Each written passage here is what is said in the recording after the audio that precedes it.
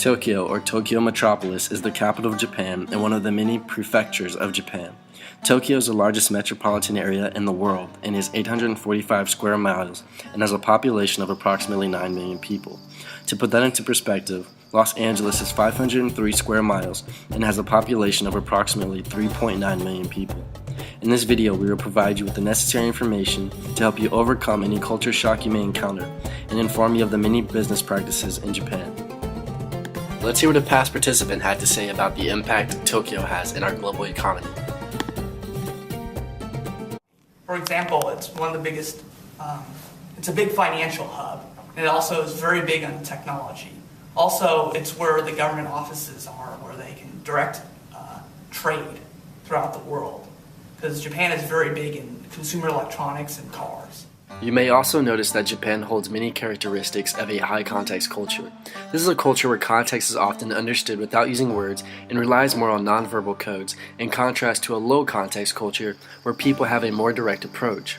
In the Japanese culture, part of being high context is saving face, where avoiding shame is of the utmost importance. In the context of a Japanese business setting, part of saving face means making sure that a superior never feels embarrassed, even if it means the employee suffers more. Saving face goes along with the Japanese belief in wa, or harmony. They believe in keeping wa in the workplace through relationships built by tatsume, or a facade of pleasantries until it is strong enough for a person to show their true intentions, or hone it. After living in Japan for 4 months, here's what a fellow student had to say about the cultural dimension of context in Japan.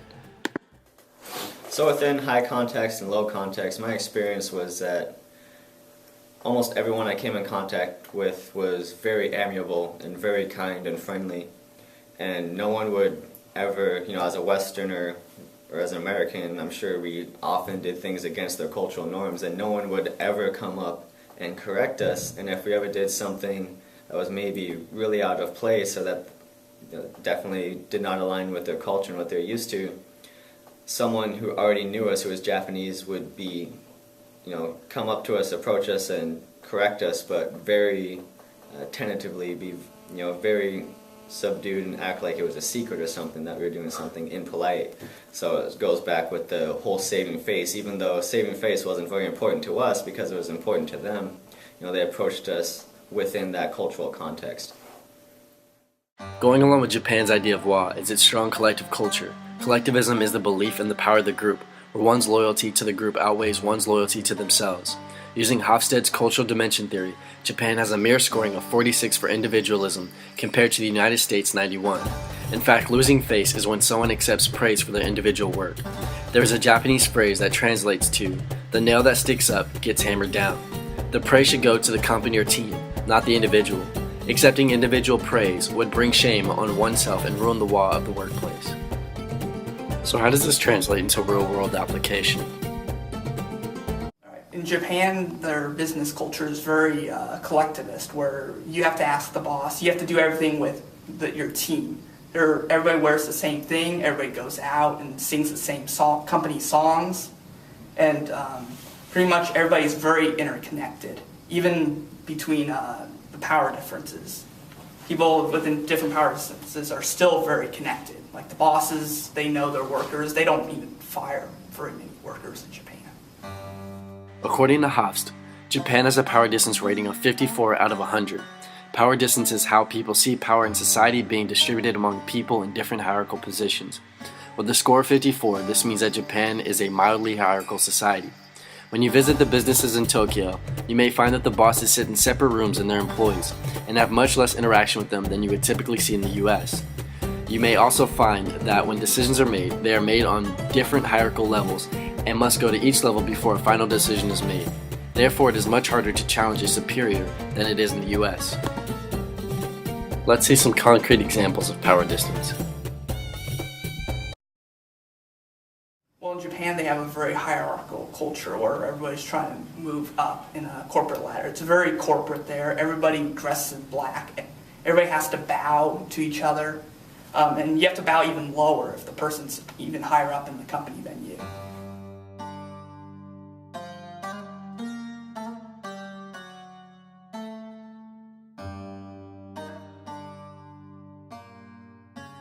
Due to their ancestral appreciation for Confucian philosophy and history as a whole, the Japanese view each life as a small portion of history itself, causing them to be very long-term oriented with a Hofstede rating of 80. This perspective causes many to focus on the longevity of projects in corporate businesses. With respect to corporate entities, the Japanese make it a point to focus more on research and development because it will help the company more in the long run, as opposed to the company making substantial gains in the short run. This cultural perspective allows the Japanese to strive to be the very best that they can be in their short lifespan. Let's see what impact long-term orientation has in business. One thing I saw in Japan that aligns with their strong long-term orientation was the emphasis on working now for the future. So a lot of the Japanese people that I was in contact with would be working very hard, and their reasoning was always for the future and to provide for their family, and they provided for their family in order for their kids to go to good school because they're really focused on what's going to come out in the future. And while I was there, there's actually a condition that's coming out where Japanese individuals would work so hard that they'd literally kill themselves because of no sleep and lack of nutrition. So it's definitely a very long-term oriented culture from my experience. Uncertainty avoidance is when a culture does not like things that stray from the norm.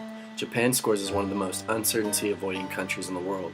One reason for this has been attributed to the many natural disasters in Japan's history. Because of this high uncertainty avoidance, Japanese people often keep schedules similar each day. While traveling in Japan, there will be a lot of culture and tradition which may not make sense to you. These traditions, which the Japanese hold so tightly, have been established for hundreds of years. These small traditions can include the way food is served, the process of a meal, how people gather together, and taking off shoes when entering a building, as well as many more. Many of these traditions in Japan have been around so long because of the high uncertainty avoidance, which translates into resistance to change. One pattern I saw was that they kept very repetitive schedules. So for example, if you go to certain bars or restaurants, every weekend I was out, going to different bars and restaurants, and I'd walk by the same ones, and there'd literally be the exact same crowd, the exact same people in there at the exact same times. You come back a different time repetitively, and it'll be a completely different crowd. And also with the temples I went to, I would see the exact same groups of people every, let's say, Saturday, noon to 2, every single week. So they really kept a very strong, a very firm schedule, and never really deviated very much from that. On Hofstede's dimensions, Japan scores as one of the most masculine countries in the world with a score of 95. Japan continues to hold to its strong traditional gender roles. The men are generally the main providers for the family, while the women will either stay at home or work in small businesses. The typical occupation of the working wife or mother is food service, as well as cleaning and running a small shop. These jobs are often held because they are able to do them with minimal support from the family, while still bringing in some money. Women are more submissive in the home and defer to the man of the house. The man of the house holds the responsibility of making big decisions, looking out for family's best interests, and disciplining the children. Children are supposed to adhere to all guidance given to them by their father. It is very shameful if one of the children in the family openly disobeys their father. Outside of gender roles, masculinity can be seen in Japan through their strong sense of competition. Competition is the most prevalent in team settings. In this sense, they are able to maintain their culture of working toward the betterment of a group while still competing heavily. There is a great deal of team competition within companies as well, whether it be between departments or between peer groups. Sports are another great example of team competition in Japan. Highly competitive sports date back through Japan's history to include different forms of martial arts, sumo wrestling, and even table tennis. Last, we would like to leave you with a few tips to make sure that you make the most out of your experience and have as little culture shock as possible. The biggest culture shock I faced in Japan was not knowing the language. It was very hard for me to get around, ask for directions, and it was kind of weird talking to the waitresses. But the waitresses are very nice, they bow to you, which might be a culture shock to some. And also, be respectful of authority and be courteous when going out. And don't make too much of a scene.